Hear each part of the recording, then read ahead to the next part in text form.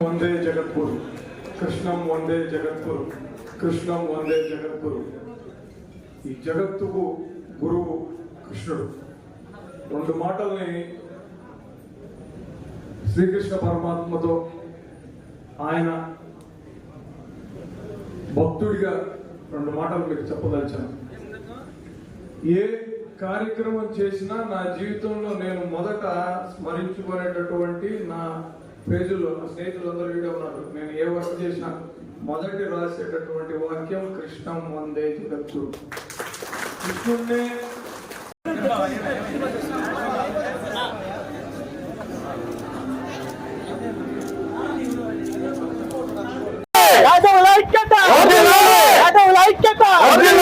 కృష్ణ యాదవ్ గారి నాయకత్వం, కృష్ణ యాదవ్ గారి నాయకత్వం, కృష్ణ యాదవ్ గారి నాయకత్వం, యాదవుల ఐక్యత, యాదవుల ఐక్యత, యాదవుల ఐక్యత.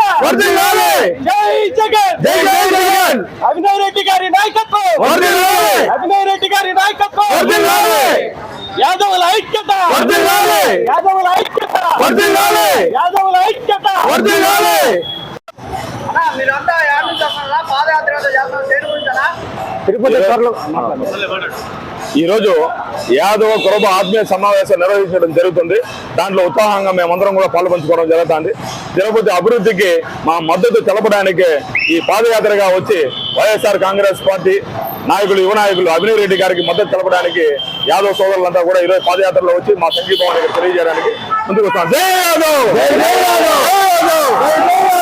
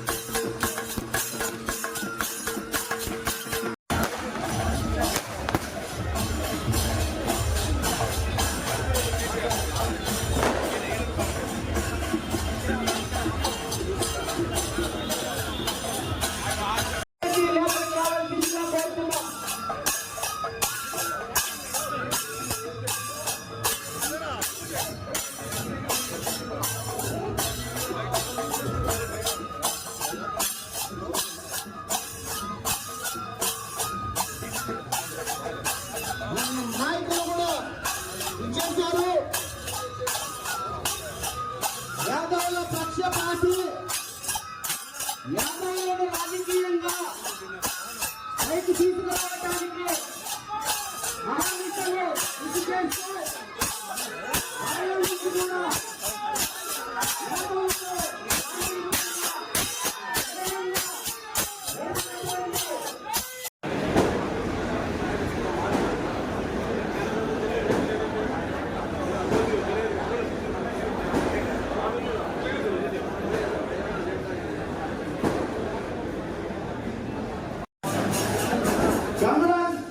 గంగురాజు యాదవ్ గారిని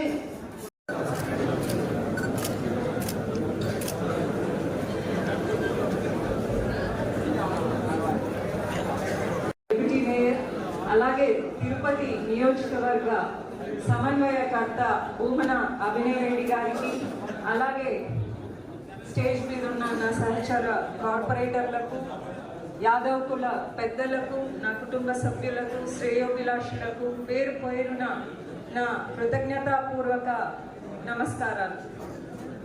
ఎందుకు కృతజ్ఞతలు అంటే, ఇంతవరకు నా ఎదుగుదలకు కానీ గత 3 సంవత్సరాలు మీరందరి సహాయ సహకారాలు, ఆశీస్సులు ఎంతో నాకు ధైర్యాన్ని ఇచ్చాయి. అలాగే ఇవాళ ఇలా నిలబడి మీ ముందు మాట్లాడడానికి దోహదపడ్డాయి.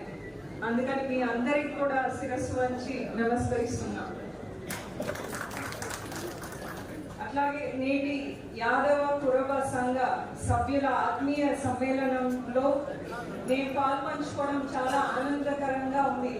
వందే జగద్గురు, కృష్ణం వందే జగద్గురు, కృష్ణం వందే జగద్గురు. ఈ జగత్తుకు గురువు కృష్ణుడు. 2 మాటల్ని శ్రీకృష్ణ పరమాత్మతో ఆయన భక్తుడిగా 2 మాటలు మీకు చెప్పదలిచాను. ఏ కార్యక్రమం చేసినా నా జీవితంలో నేను మొదట స్మరించుకునేటటువంటి నా పేజీలో నా స్నేహితులందరూ వీడియో ఉన్నారు. నేను ఏ వర్క్ చేసినా మొదటి రాసేటటువంటి వాక్యం కృష్ణం వందే జగద్గురు. కృష్ణుడినే ఇంటిలో కని పెంచినటువంటి మీ దగ్గరికి ఇంత ఆత్మీయంగా ఈ రోజున నేను వచ్చి కలుసుకుంటున్నందుకు నాకు చాలా సంతోషంగా ఉంది. ఈ సభని ఇంత అద్భుతంగా నిర్వహించినటువంటి నిర్వాహకులకు, మా నగరపాలక సంస్థ శ్రీమతి శిరీష గారికి, మునిశేఖర్ యాదవ్ అన్నకు, బాలసుబ్రహ్మణ్యం గారికి, ప్రభాకర్ యాదవ్ గారికి, లక్ష్మయ్య గారికి, పెద్దలు యానాదయ్య గారికి, మా నాన్నగారికి, స్నేహితులు, ఆప్తులు, అంకయ్య కూడా వెళ్ళిపోయినట్టు ఉన్నారు, అంకయ్య గారికి, మా సహచర కార్పొరేటర్లు సుబ్రహ్మణ్యం అన్నకు, రెడ్డి అన్నకు, నాకు మీ పేరు రెడ్డి శేఖర్ అన్నకు, అన్న సంధ్య అన్న, అనిత, అలానే అనసూయకు, అనురాధకు, గీతకు, రత్నకు, కల్పనకు, రాధకు, సదా బాబన్నకు, మా బాబు యాదవ్ అన్నకు, పుష్పకకు, ఇంకా పెద్దలు చాలా మంది ఉన్నారు. మోహన్ యాదవ్, సదా, మా పెరుగు బాబు అన్న, రమేష్ అన్న, బద్రి బాబు అన్న, వాసు యాదవ్, గోపి అన్నకు, అరుణ్కు, శివకు, మళ్ళీ మా చింత భరణి అన్నకు, జీవన్కు, ఇంకెవరైనా మర్చిపోయానా, ప్రవీణ్కి, వేదిక పైన ఉన్నటువంటి ఇతర పెద్దల పేర్లు నాకు తెలియక నేను ఉచ్చరించకపోతే క్షమించాలి. వాళ్ళతో పాటుగా ఇక్కడికి విచ్చేసినటువంటి ప్రతి ఒక్కళ్ళకి నా హృదయపూర్వక నమస్కారం. కరుణాకర్ రెడ్డి గారు ప్రసంగించిన తర్వాత ఆయన ప్రసంగానికి దీటుగా, అంత దాటిగా ప్రసంగించేటటువంటి శక్తి నాకు కానీ ఈ వేదిక పైన ఉన్నటువంటి వాళ్ళకి కానీ లేదని నేను అనుకుంటున్నాను. కాబట్టి నేను చాలా క్లుప్తంగా ఈ సమావేశాన్ని ఉద్దేశించి 4 మాటలు మాట్లాడతాను. మొదట, యాదవ కురబ కలయికతో తొలిసారిగా వైఎస్ఆర్ కాంగ్రెస్ పార్టీ మద్దతుదారులందరూ కలిసి పెద్ద ఎత్తున ఇదే ప్రప్రదం అని నేను భావిస్తున్నాను. కులాలకు ఏమాత్రం మా కుటుంబంలో స్థానం లేదని, కేవలం ఆత్మీయత, అనురాగాలతోనే ప్రతి ఒక్కళ్లతోనూ ప్రయాణం సాగుతోంది అని ఆయన చెప్పిన తర్వాత కుల ప్రస్తావనలు తేవడం నాకు బావే కాదు. కానీ 2 రోజుల కిందట అవతల ప్రత్యర్థి వర్గంగా ఉన్నటువంటి తెలుగుదేశం పార్టీలో జరిగినటువంటి ఒక సంఘటనను మాత్రం నేను ఉదాహరించదలిచాను. దాదాపుగా 20 ఏళ్లుగా ఆ పార్టీకి మేము కష్టపడుతూనే ఉన్నాము. ఎప్పుడో 2007వ సంవత్సరంలో మాత్రమే ఒక పదవిని ఇచ్చినట్టుగా ఇచ్చి, ఆ తర్వాత అప్పటి నుంచి ఇప్పటి వరకు కనీసం మా పేరును కూడా పరిశీలనలోకి తీసుకోకుండా ఉండిపోయారన్న ఓ వీడియో తిరుపతి రాజకీయాలని చాలా కుదిపేస్తుంది. కానీ ఈ వైపున అధికారి గమనించండి, జగన్మోహన్ రెడ్డి గారి నాయకత్వంలో తిరుపతిలో జరిగినటువంటి కార్పొరేషన్ ఎన్నికల్లో 9 స్థానాలను యాదవులకే కట్టబెట్టారు జగన్మోహన్ రెడ్డి గారు అన్న విషయాన్ని మర్చిపోలేదు. మొదటి మహిళగా 800 సంవత్సరాల తర్వాత తిరుపతి రాజ్యపాలన చేసేటటువంటి అదృష్టం దక్కింది కూడా మా శిరీష్ అక్కకే. ఈ రోజున తిరుపతిలో ఎంతో మంది ఎన్నో రకాలుగా మాస్టర్ ప్లాన్ రోడ్ల గురించి, వాటిని నేను చేసినటువంటి తీరు గురించి అనేక రకాలైనటువంటి మెచ్చుకోలు మాటలు మాట్లాడుతుంటారు. కానీ దాని వెనక ఉన్నటువంటి అదృశ్య శక్తి కూడా తన సహకారం లేదే నేరుగా ఇంత స్పీడ్ గా నేను చేయగలిగి ఉంటానని మాత్రం నేను అనుకోవడం లేదు. ఇది సమిష్టి నిర్ణయం. నాతో చేయి కలిపి నా భుజాన్ని ఎప్పుడు కాసేటటువంటి నా మిత్రులు, ఇప్పుడు వాసు యాదవ్ కానీ, చైతన్య యాదవ్ కానీ, ఆ మాట వస్తే గోపన్న, అరుణ్, ఇలాంటి వాళ్ళు అందరూ ఉండబట్టే చదువుకునేటటువంటి పరిస్థితి వచ్చిందన్న విషయాన్ని నేను మీకు గుర్తు చేస్తూ, ఎన్నికలు దగ్గర పడుతున్నాయి. ఈ సమావేశాన్ని కొంత ఎన్నికల ప్రచార వేదికగా కూడా నేను వాడుకోవాలన్న ఉద్దేశంతో 2 విషయాలు పంచుకోదలిచాను. తిరుపతి అన్నది అర్బన్ నియోజకవర్గం. అర్బన్ నియోజకవర్గం గ్రామీణ ప్రాంతాల్లో ఉన్నటువంటి నియోజకవర్గాల కంటే చాలా భిన్నంగా ఉంటుంది. ఇక్కడ ఉన్నటువంటి వాళ్ళ అవసరాలు, ఆకాంక్షలు, కోరికలు వారితో పోలిస్తే కుంగొత్తగా ఉంటాయి. ఇక్కడ కావాల్సిందల్లా రోడ్లు, మెరుగైన డ్రైనేజ్ వ్యవస్థ, పారిశుద్ధ్యం, ఇలాంటివి. ఈ 2 ఏళ్ల సమయంలో డిప్యూటీ మేయర్ గా నాకు మీరు ఆశీర్వదించి నాకు కలిగినటువంటి ఈ పదవి ద్వారా 18 మాస్టర్ ప్లాన్ రోడ్లను రికార్డు స్థాయి సమయంలోనే వేసి చూపించారు. 7 ఫ్రీలెఫ్ట్, 4 సిగ్వేలు, ఇంతకు మునుపు అక్క మాట్లాడినట్టుగా నగర భాగంగా అత్యద్భుతమైనటువంటి కళాకృతులను అక్కడ ప్రతిష్ఠించాం. ఇంకొక 20 రోజుల్లో 100 అడుగుల road, TN Palem road open కాబోతోంది. ఆ 100 అడుగుల మార్గంలో జాతీయ స్ఫూర్తి నింపే విధంగా 22 అడుగుల సుభాష్ చంద్రబోస్ విగ్రహాన్ని, భగత్ సింగ్, రాజ్గురు, సుఖ్దేవ్ల ప్రతిమలు 18 అడుగుల విగ్రహాలను కూడా ప్రజలకు అందుబాటులోకి తీసుకుని వస్తున్నాం. కొల్లగుంటను మీరు ఎవరు ఊహించే ఉండరు. 15 అడుగుల సందుగుతో మనుషులు తిరగడానికే చాలా ఇబ్బందిగా పడే పరిస్థితుల్లో ఉన్నటువంటి ఆ వీధిని ఇప్పుడు వెడల్పు చేసి దాదాపుగా 26 అడ్డ సందుల్లో ఉన్నటువంటి వాళ్ళ ఇళ్లకు ఏ 4 వీలర్ అయినా ఈజీగా చేరే పరిస్థితి కల్పించగలిగాం. గతంలో ఎప్పుడు కూడా వాళ్ళ ఇళ్లకు బంధువులు పోవాలన్నా కూడా ఆటో వాళ్ళు వీధి main road TTD administrative building పక్కన ఉన్నటువంటి మార్గం 2 రోజుల కింద అందుబాటులోకి తీసుకొని వచ్చాం. అది 1990లో ఆ రోజుల్లో ఉన్నటువంటి కౌన్సిల్ పెద్దలు, మాకంటే ముందు రాజకీయాలు తిరుపతిలో నేర్పినటువంటి వాళ్ళు చర్చించి దాన్ని వెడల్పు చేయాలనుకున్నారు. కానీ అది పూర్తి కాలే. మళ్ళీ 2002లో దానిపైన ఒక చర్చ జరిగి అడ్మినిస్ట్రేటివ్ శాంక్షన్ తీసుకున్నారు. కానీ 34 ఏళ్ల తర్వాత మళ్ళీ ఆ రోడ్డును ప్రజల అవసరాలకు అనుగుణంగా అత్యంత నాణ్యతతో నిర్మించినటువంటి ఘనత మా కౌన్సిల్కే దక్కుతుందన్న విషయాన్ని కూడా మీకు తెలియజేస్తూ, భూపిరాటి మార్గం, మహావీర్ థియేటర్ పక్కన ఉన్నటువంటి రోడ్డు, గంగమ్మ గుడి, ప్రతాప్ థియేటర్ ముందర ఉన్నటువంటి రోడ్డు, సామవాయి రోడ్డు, రామ్ తులసి కళ్యాణ మండపంలో పెళ్లిళ్ళు జరిగితే ఆ పెళ్లిళ్లకు పోయి మళ్ళీ తిరిగి రావడం అన్నది నరకప్రాయంగా ఉండేది. బస్ స్టాండ్ కు 40 ఏళ్లుగా అతి గతి లేకుండా పడిపోయింది. దానిలో కొత్త మార్గాన్ని ఇచ్చాం. పక్కన DBR hospital road, guest line days పక్కన ఉన్నటువంటి రోడ్డు, బ్లూ రాక్ ఎదురుగా ఒక రోడ్డు, వాటిని కనెక్ట్ చేసే 2 60 అడుగుల రోడ్డు, అన్నారావు సర్కిల్ ని ఆ రోడ్డును వెడల్పు చేయాలన్న ప్రతిపాదన ఈనాటిది కాదు, అది ఈ రోజు అమల్లోకి వస్తుంది. జీవకోన ప్రాంతాన్ని కలిపే ఏకైక పెద్ద మార్గం అమెరికన్ బార్ రోడ్డు, దాన్ని కాస్త దానికి ప్రత్యామ్నాయంగా ఇంకో 40 అడుగుల రోడ్డుని సత్యనారాయణపురం జంక్షన్ తో నేరుగా తిరుమల బైపాస్ రోడ్డుతో అనుసంధానం చేస్తున్నాం. ఆ పనులు కూడా ఒక నెల రోజుల్లో పూర్తిగా వస్తున్నాయి. ఎంఆర్ పల్లిలో సీతమ్మ రోడ్డు, ఇవన్నీ కూడా ఇది కూడా 30 ఏళ్ల కిందట ప్రతిపాదించబడినటువంటి రోడ్లే. ఇవన్నీ నేను ఎందుకు చెప్తున్నాను అంటే, నాకంటే ముందు రాజకీయాలు చేసినటువంటి చాలా మంది పెద్ద మనుషులు ఎవరో కూడా వీటిని సాహసం కూడా వీటిని వేయడానికి చేయలేదు. ఈ రాజకీయ భవిష్యత్తుకి ఇవి చాలా ప్రమాదకరమైనటువంటి ఆలోచనలు. ఇది ఒక తేనె లాంటిది. దీన్ని కదిపితే కందిరీకలన్నీ కుట్టి ఈ దేహాన్ని కందిపోయి నువ్వు వెనక్కి రావాల్సి వస్తుంది అని నాతో ఉన్నటువంటి వాళ్ళు నాకు చెబితే, నేను బదులుగా చెప్పినటువంటి మాటలు పాత చింతకాయ పచ్చడిలాగా నేను ఉండాలని అనుకోవడం లేదు. నేను ఈ కొత్త తరానికి ప్రాతినిధ్యం వహిస్తున్నాను.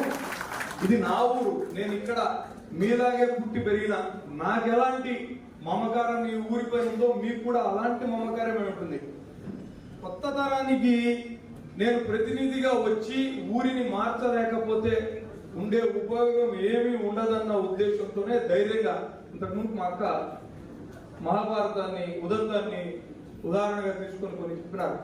చాలా మంది చెప్పినారు నువ్వు అభిమన్యుడు అయిపోతావు ఆ పద్మవ్యూహంలో ఇరుక్కుని, కానీ అర్జునుడిలాగా పూర్తి చేసి నా రథాన్ని తోలింది ఎవరు అంటే కృష్ణుడిలాగా శిరీషకి అన్న విషయాన్ని మీకు గుర్తు చెప్తాను. కేవలం 18 మాస్టర్ ప్లాన్ రోడ్లకే పరిమితం కాకుండా ఇంకా 14 రోడ్లను తిరుపతి నగరంలో నిర్మించాల్సినటువంటి అవసరం ఉంది.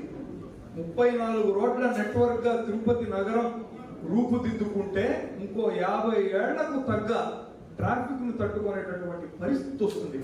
ఇదంతా నేను మీకు ఎందుకు చెప్తున్నానంటే దీనికి ఒక కంటిన్యూషన్ అన్నది అవసరం.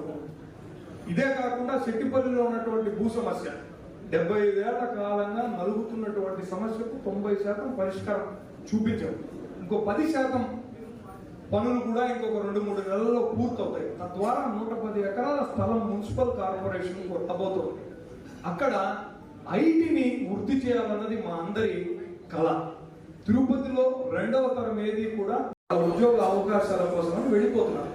ఇక్కడ ఉన్నటువంటి చాలా మంది వాళ్ళ పిల్లలు కానీ అన్నదమ్ములు కానీ తిరుపతిలో కాకుండా పక్కన హైదరాబాద్ లోనో బెంగళూరులోనో చెన్నైలోనో స్థిరపడిపోతున్నారు. ఆ పరిస్థితి ఉండకూడదు. 2వ తరాన్ని తిరిగి తిరుపతికి తీసుకురావాలి అన్న ఉద్దేశంతో ఐటీని వృద్ధి చేస్తున్నాం. ఇంత పెద్ద ఎత్తున ఇన్ఫ్రాస్ట్రక్చర్ ని తయారు చేయడానికి కారణం ఏంటంటే దేశంలో ఐటీ రంగం 2వ శ్రేణి నగరాల వైపు చూస్తోంది.